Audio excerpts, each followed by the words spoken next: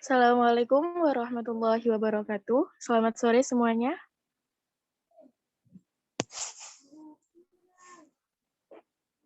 Selamat sore. Selamat sore.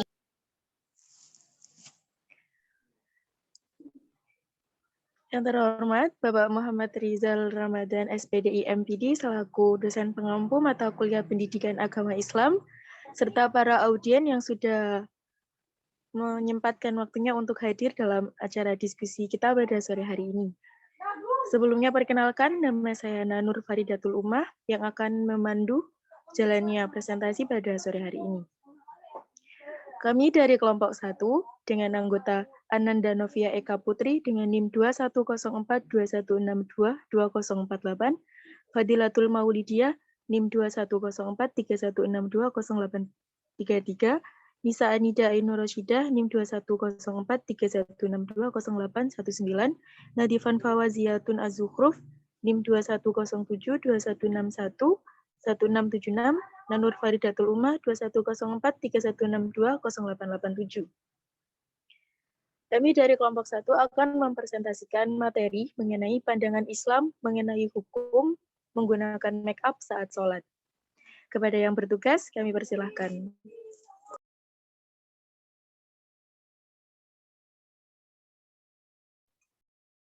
Materi pembahasan, pertama pengertian make up, kedua hukum bermake up, dan ketiga dalil bermake up. Bermake up atau berdandan. Make up ialah tata rias wajah yang dalam bahasa Inggris yang artinya make up, yakni kegiatan mengubah penampilan dari bentuk asli sebenarnya dengan bantuan bahan dan alat kosmetik.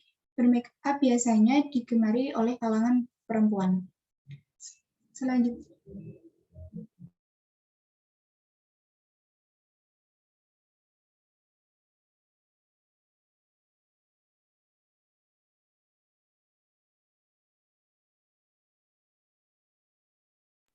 Hukum berdandan dalam Islam.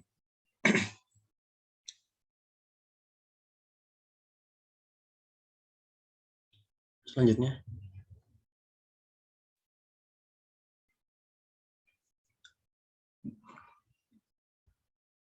Ini kebanyakan ya.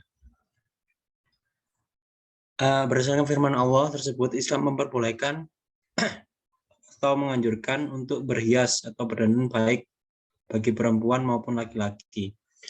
Namun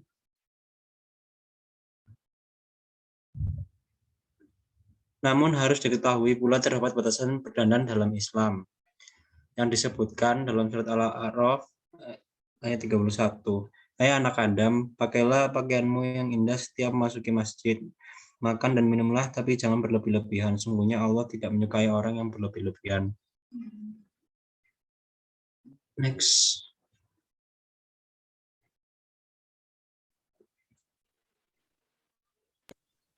Baik, selanjutnya saya akan melanjutkan presentasi dari teman saya, yaitu dalil bermake up dalam Islam.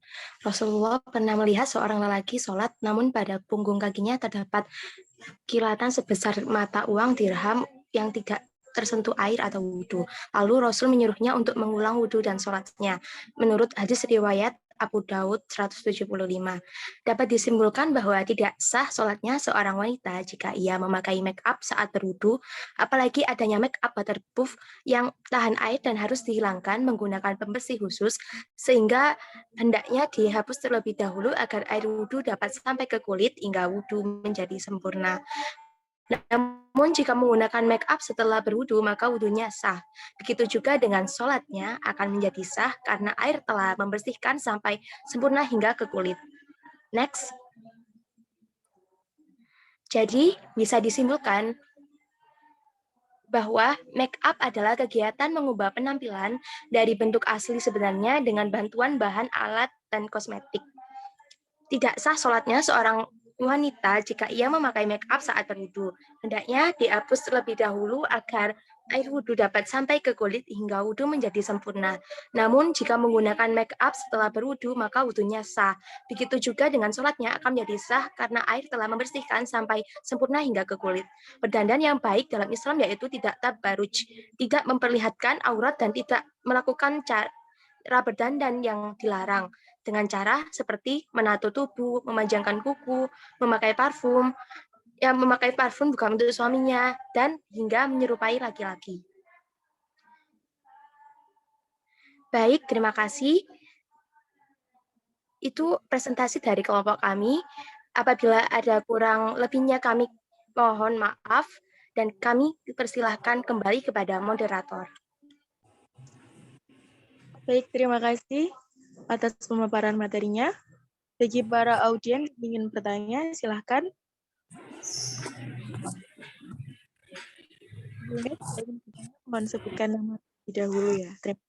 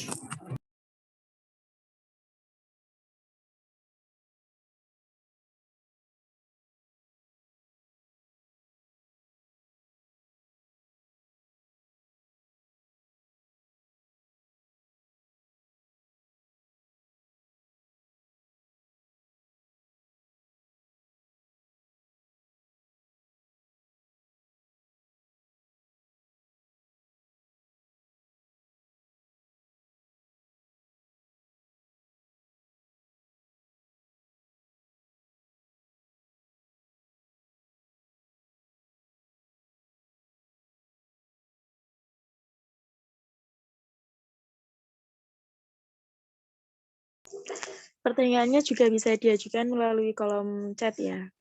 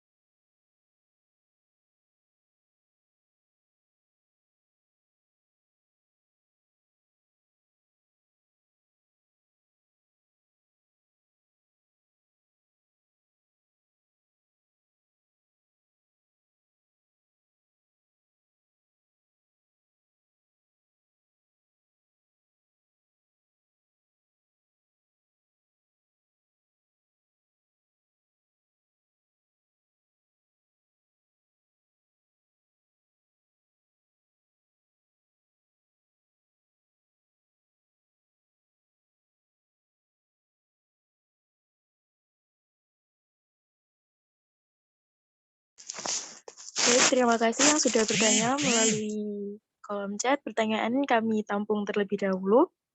Barang siapa yang mau bertanya bisa silahkan.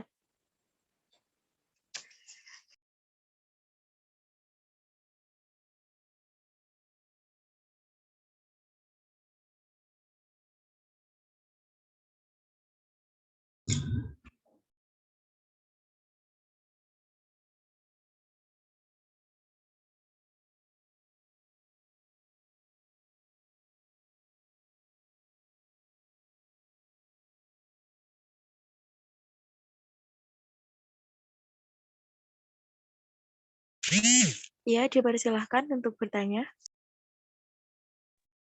Ya, saya ingin bertanya mengenai jika dalam suatu acara pernikahan itu kan pengantin pasti menggunakan make up.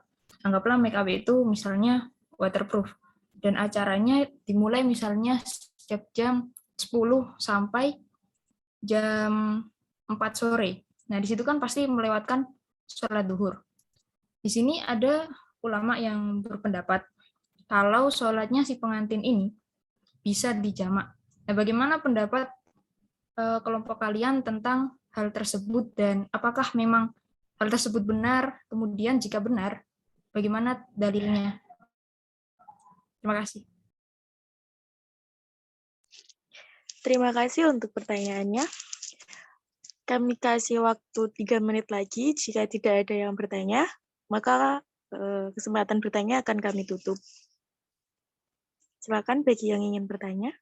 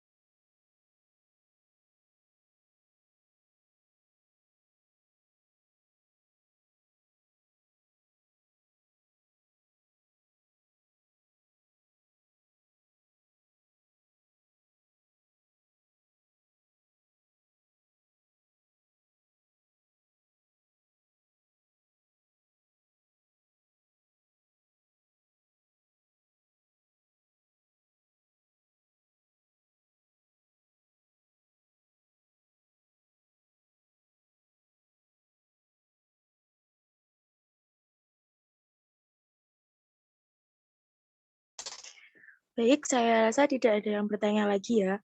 Untuk pertanyaan kami tutup. Bagi kelompok 1, silahkan untuk menjawab pertanyaan yang telah diberikan oleh audiens.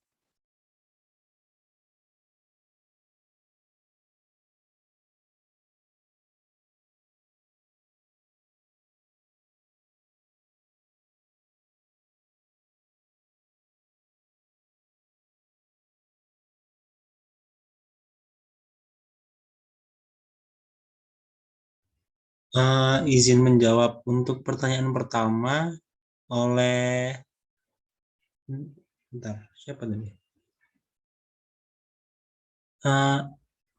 Asfira Lailatul Jannah. Bagaimana solusi agar tidak meninggalkan sholat sekaligus juga bisa menjaga make up?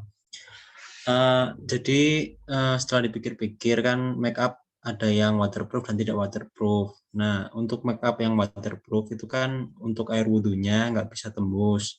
Nah, makanya hal itu wudhunya menjadi tidak sah. Nah, solusinya gimana ya? Soalnya kan kalau memakai make up yang waterproof itu wudhunya nggak sah. Nah, disarankan itu untuk yang pertama memakai make up yang tidak waterproof dulu kalau mau pergi-pergi. Nah, sedangkan setelah wudhu nanti setelah sholat juga itu baru bisa pakai makeup yang waterproof. Nah itu juga bisa kayak gitu. Nah kan yang nggak waterproof hilangnya kan juga sedikit agak mudah. Jadi kan bisa di touch up ulang apa di makeup ulang gitu setelah sholat gitu.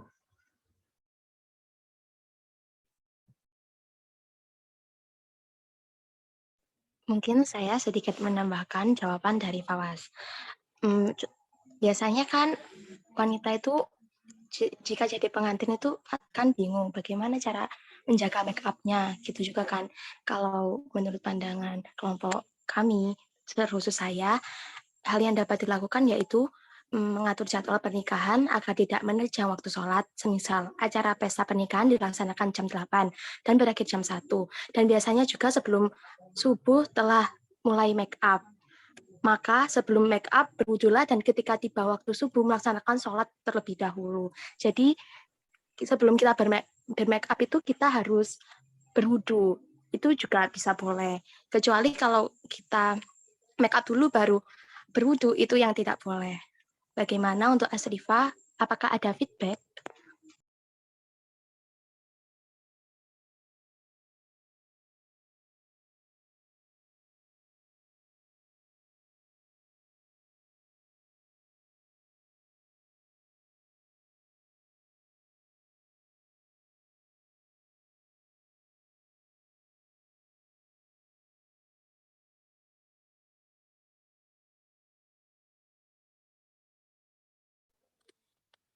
Baik, selanjutnya saya akan menjawab pertanyaan dari Roshidatul Ulumiyah. Pertanyaannya, semisal kita dalam perjalanan, terus kita mengenakan make up yang tidak bisa dibersihkan hanya dengan air ataupun dengan sabun cuci seperti halnya make up yang mengandung waterproof, kita kan posisinya di perjalanan. Lalu kita ingin menunaikan sholat, contohnya alis yang memakai celak yang waterproof dan kita tetap sholat, apakah sah sholatnya tersebut dan beri alasannya? Baik, jawabannya adalah jika berdasarkan materi yang sudah dipaparkan, maka sholat dan wudhunya dianggap tidak sah. Yang bersangkutan seharusnya sudah tahu konsekuensi menggunakan make up waterproof dan setidaknya membawa alat pembersih make up. Namun jika dalam keadaan mendesak, maka harus tetap sholat karena sholat merupakan kewajiban yang tidak boleh ditinggalkan, meskipun sholat tersebut sudah pasti tidak sah. Bagaimana Roshida? Apakah ada sanggahan?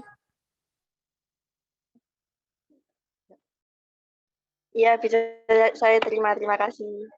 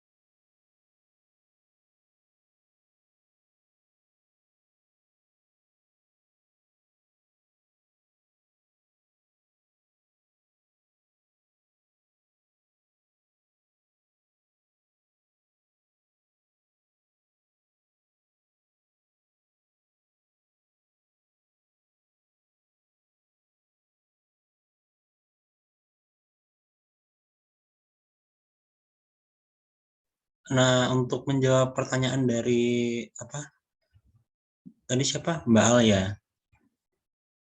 Kan tadi kan tanya untuk make up yang dipakai dari jam 8 sampai acara selesai melewati waktu sholat duhur. Nah, itu kan gimana cara sholatnya biar tetap sah.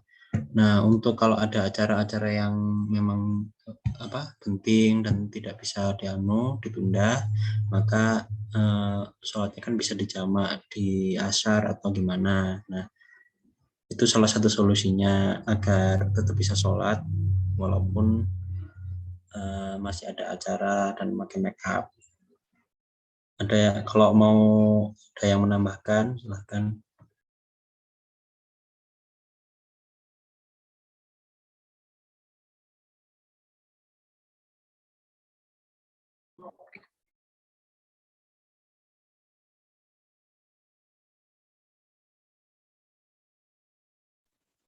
Bagaimana Mbak Alia? Apakah ada sanggahan? Eh, Artinya begini ya, tadi kan yang saya tanyakan bagaimana pendapat kalian mengenai pendapat si ulama ini yang memperbolehkan sholat jamaah. Artinya memang pada kondisi tersebut diperbolehkan untuk menjamak sholatnya, begitu ya. Tadi juga saya menanyakan jika memang diperbolehkan, apakah ada dalilnya? Seperti itu.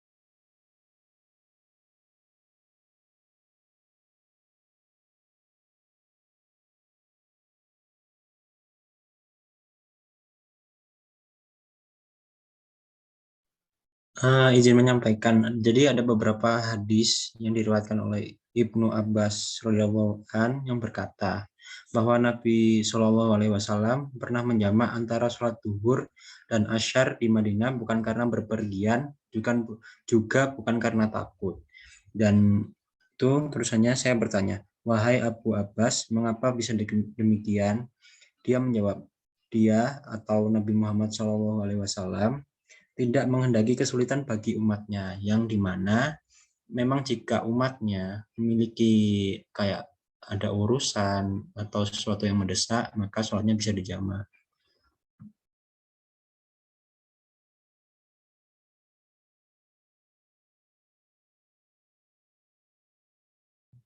Apakah masih ada sanggahan? Baik, jadi kesimpulannya adalah pada kondisi tersebut memang boleh dijamak karena Islam itu sungguhnya memudahkan seperti itu ya. Untuk penjelasannya sudah cukup jelas dan cukup lengkap. Terima kasih atas jawabannya.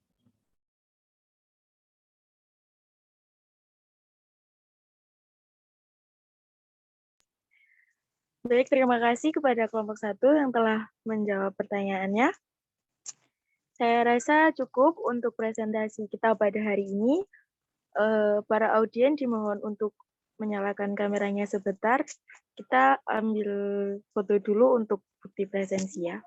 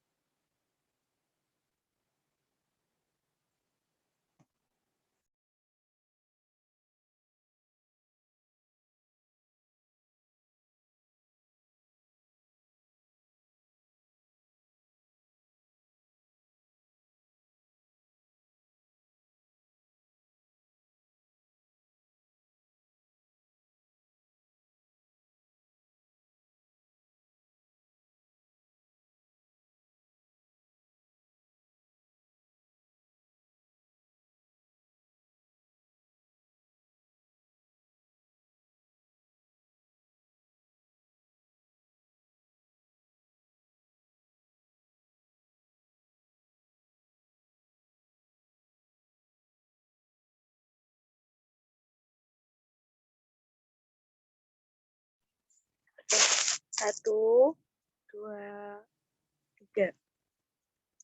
Sekali lagi. 1, 2, 3. Baik, terima kasih para audien yang sudah menyempatkan waktunya untuk menghadiri presentasi kita pada hari ini. Apabila ada kesalahan yang sengaja maupun tidak sengaja dari kelompok kami mohon maaf yang sebesar-besarnya. Wassalamualaikum warahmatullahi wabarakatuh.